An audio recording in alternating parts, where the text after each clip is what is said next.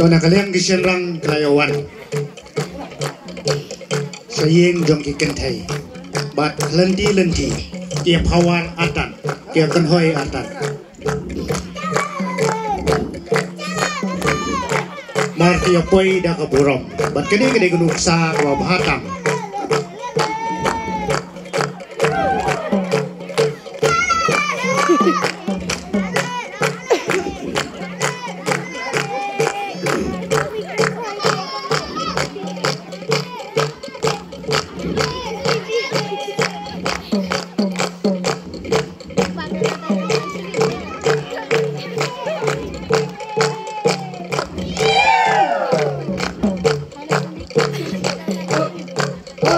kerparing pai tham kilang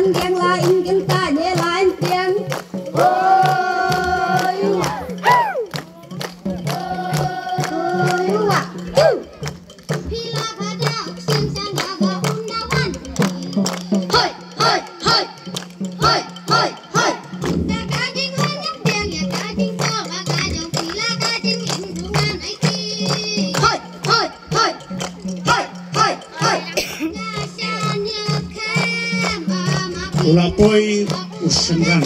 bonon overde nong song Kurim ayeng Kyntiew bat ki pensle na ba umpleng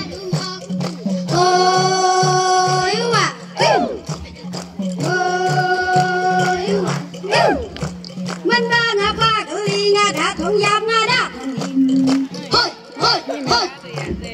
hoi ngas kai lu ta nga i la da nga thong nan sa sha tin ha she len ta ga ying im Hãy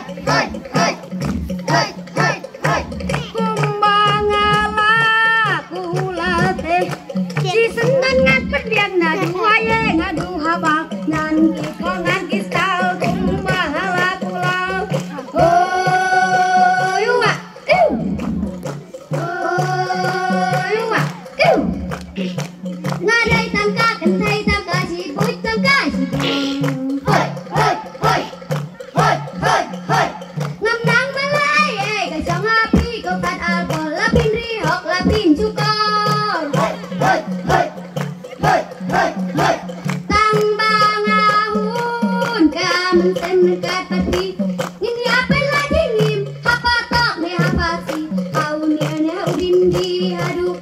cho kênh Ghiền Mì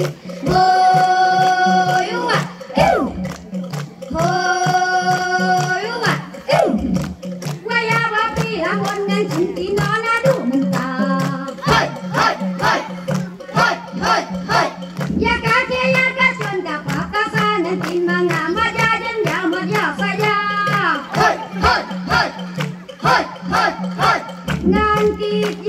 không bỏ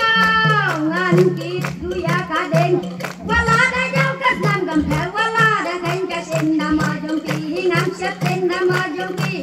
hấp dẫn.